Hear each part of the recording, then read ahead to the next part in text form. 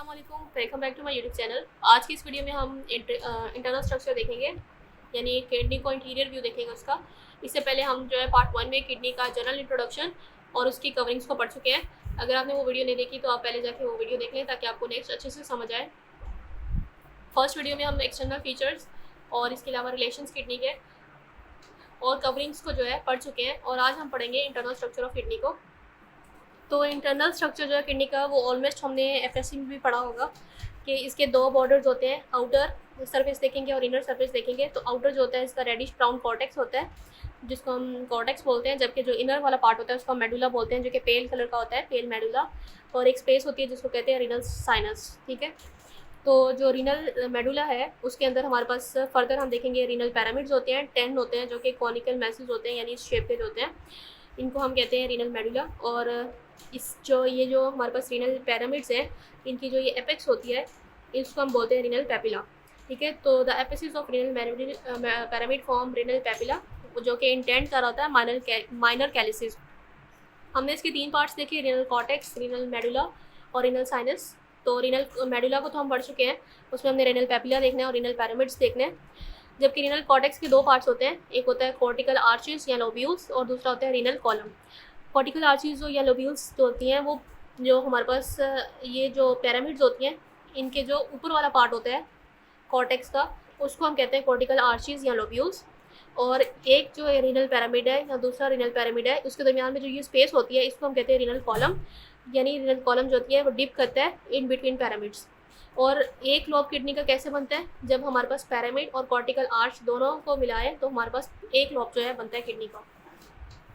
ठीक है, उसके बाद हम रीनल साइनस को देखते हैं। साइनस कहते हैं स्पेस को जो कि एक्सटेंड कर रही होती है किडनी में फ्रॉम हाइलेस, और इसके अंदर हमारे पास ब्रांचेस होती हैं, रीनल आर्टरी की ब्रांच होती है, रीनल वेन की और पेल्विस होती हैं। 3 चीज़ें होती हैं रीनल साइनस में, और ये डिवाइड हो जाती हैं और बना लेती हैं मेजर कैलिसिस और माइनर कैलिसिस। तो मेजर कैलिसिस 2 से 3 बनाते हैं, लेकिन 7 से 13 जो है माइनर कैलिसिस बना लेते हैं जाके आके, जहाँ पे रीनल पैपिला भी जो है ओपन होते हैं।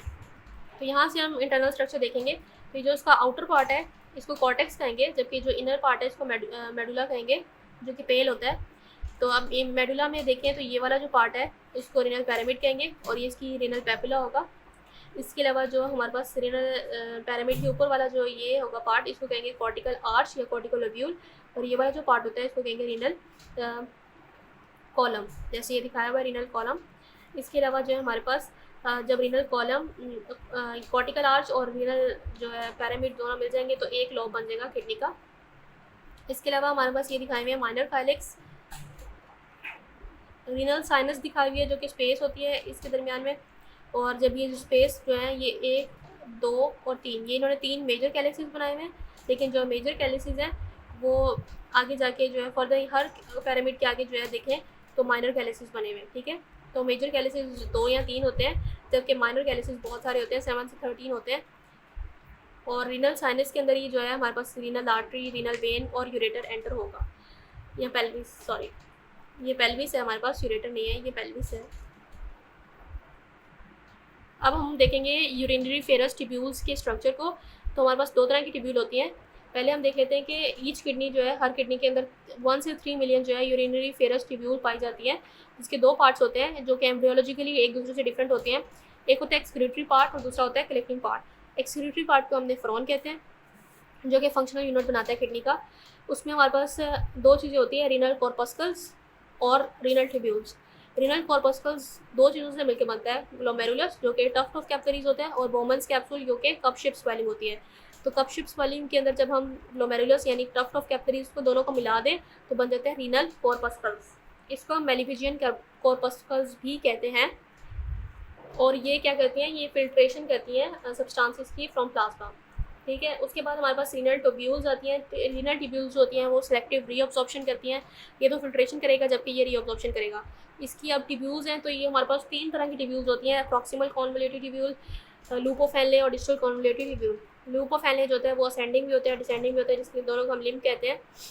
अच्छा, उसके बाद हमारे पास होता है कलेक्टिंग पार्ट, जो कि एज स्टार्ट होता है as junctional tubule from distal convolutive tubules, और जब ट्यूब्यूल्स मिल जाते हैं तो उनको कहते हैं डक्ट ऑफ बिलिनी, जो कि ओपन होते हैं माइनर कैलेक्स में थ्रू रीनल पैपिला। इसको डायग्राम से देखते हैं। ये सारे हमारे पास यूरिनरी फेरस ट्यूब्यूल दिखाई हुई है। इसके दो पार्ट्स होंगे, एक होगा कलेक्टिंग पार्ट और एक होगा एक्सक्रीटरी पार्ट। ठीक है, तो ये जो हमारे पास दिखाया हुआ है ये सारा एक्सक्रीटरी पार्ट है, और ये जो ये वाला पार्ट है इसको कहेंगे कलेक्टिंग पार्ट। तो एक्सक्रीटरी पार्ट में जो है इसको नेफ्रॉन कहते हैं, जिसमें हमारे पास रीनल कॉर्पस्कल होगा यानी ये बोमेंस कैप्सूल, और ये जो टफ्ट ऑफ कैपिलरीज है जिसको हम ग्लोमेरुलस कहते हैं, ये दोनों मिलकर बनाएंगे रीनल कॉर्पस्कल। उसके बाद हमारे पास जो ट्यूब्यूलर पार्ट होता है उसको कहते हैं ये proximal converted tubule, loop of है जिसमें डिसेंडिंग लिंब आ जाता है, उसके बाद असेंडिंग लिंब, और उसके बाद डिस्टल टोप्यूल, तो ये ट्यूबल पार्ट बना लेता है। उसके बाद स्टार्ट हो जाता है collecting part. Collecting part start होता है एज जंक्शनल ट्यूब्यूल, ये हमारे पास जंक्शनल ट्यूब्यूल है, और उसके बाद कलेक्टिंग पार्ट आ जाता है। अब बहुत सारी जो कलेक्टिंग ट्यूब्यूल्स हैं जब यूनाइट हो जाती हैं तो बना लेती हैं डक्ट ऑफ विलिनी, और ये ओपन हो जाती है माइनर कैलेक्स में थ्रू रीनल पैपिला। तो ये बहुत आसान था। अब हम देख लेते हैं जेक्स्ट्रा ग्लोमेरुलर अपरेटस को, जो कि कहाँ पे बनता है, वेस्कुलर पोल ऑफ ग्लोमेरुलस में बनता है, यानी जो ग्लोमेरुलस हमारे पास दिखाया हुआ है ये जो है टफ्ट ऑफ कैपिलरीज है इसके पोल पे बनता है, जो कि रिलेटेड होता है अपने ही on ascending limb of Henle's loop से, और ये नियर होता है डिस्टल कॉन्वोल्यूटेड ट्यूब्यूल के। ठीक है, यानी ये देखें यहाँ पे ये हमारे पास बना हुआ है जेक्स्ट्रा ग्लोमेरुलर अपरेटस। अब जेक्स्ट्रा ग्लोमेरुलर अपरेटस होता कहाँ पे है, ये ग्लोमेरुलस के हमारे पास पोल वेस्कुलर पोल पे होता है, और रिलेटेड होता है ये अपने असेंडिंग लिम्ब से, हैनल्स लूप के असेंडिंग लिम्ब से रिलेटेड होता है, और ये नियर होता है डिस्टल कॉन्वोल्यूटेड ट्यूब्यूल। ये जो पेंसिल से ड्रॉ किया हुआ है ये डिस्टल कॉन्वोल्यूटेड ट्यूब्यूल है, और ये इसके नियर होता है। अब ये बनता कैसे है, इसके अंदर तीन तरह के सेल्स होते हैं, एक होता है मैक्यूला डेंसा, एक होगा जेक्स्ट्रा ग्लोमेरुलर खुद के सेल्स, और एक होगा ए ग्रैनुलर सेल्स।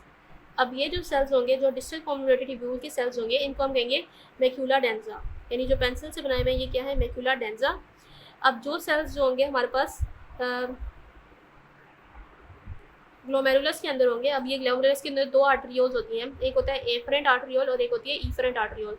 इसका ये ज़रा चौड़ी होती है। इसके अंदर होते हैं एपिथेलॉइड सेल्स, ये अंदर दिखाए हुए हैं। तो ये जो एपिथेलॉइड सेल्स होते हैं एफरेंट आर्टरियोल में, उनकी सेल्स को कहते हैं हम जेक्स्ट्रा ग्लोमेरुलर सेल्स। ठीक है, तो ये जो रेड से ड्रॉ किए हुए क्या है, जेक्स्ट्रा ग्लोमेरुलर सेल्स। और अब दोनों के दरमियान में जो सेल्स होते हैं मैक्यूला डेंसा और ग्लोमेरुलस प्रॉपर के दरमियान में जो सेल्स होते हैं उसको कहते हैं ए ग्रैनुलर सेल्स। तो तीन तरह के सेल से बनता है जेक्स्ट्रा ग्लोमेरुलर अपरेटस।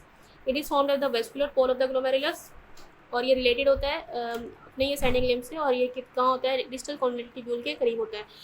तो जो डिस्टल कॉन्वोल्यूटेड ट्यूब्यूल के सेल्स होते हैं इनको कहते हैं मैक्यूला डेंसा, और जो ग्लोमेरुलस प्रॉपर के सेल्स होते हैं यानी ये एफरेंट आर्टरियोल के मीडियम में जो एपिथेलॉइड सेल्स होते हैं इनको कहते हैं जेक्स्ट्रा ग्लोमेरुलर सेल्स, और जो ए ग्रैनुलर सेल्स होते हैं वो ग्लोमेरुलस और डिस्टल कॉन्वोल्यूटेड ट्यूब्यूल यानी जो मैक्यूला डेंसा है इसके दरमियान में जो सेल्स होंगे इसको कहेंगे ए ग्रैनुलर सेल्स। उसके बाद हमारे पास ब्लड सप्लाई दिखाई हुई है। सारी जो हमारे पास रेड से दिखाई हुई है ब्लड सप्लाई मतलब आर्टेरियल सप्लाई है, और ये जो ब्लू से दिखाई हुई है ये वेनस ड्रेनेज है। सबसे पहले एओर्टा जब डिवाइड हो जाती है रीनल आर्टरी में तो ये डिवाइड हो जाती है 5 सेगमेंटल आर्टरीज में, और हर सेगमेंटल आर्टरी जो है वो लोबार आर्टरी में डिवाइड होती है।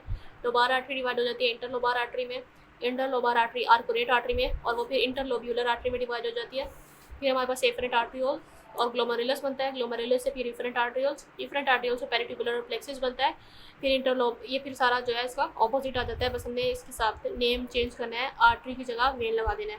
तो ये सारा एक दूसरे से रिलेट करता है, ये आपने इसी तरह याद कर लेना है, और ये एंड में जाके रीनल वेन बनाता है और रीनल वेन फिर ओपन हो जाती है। दैट इज़ हम याद कर लेंगे।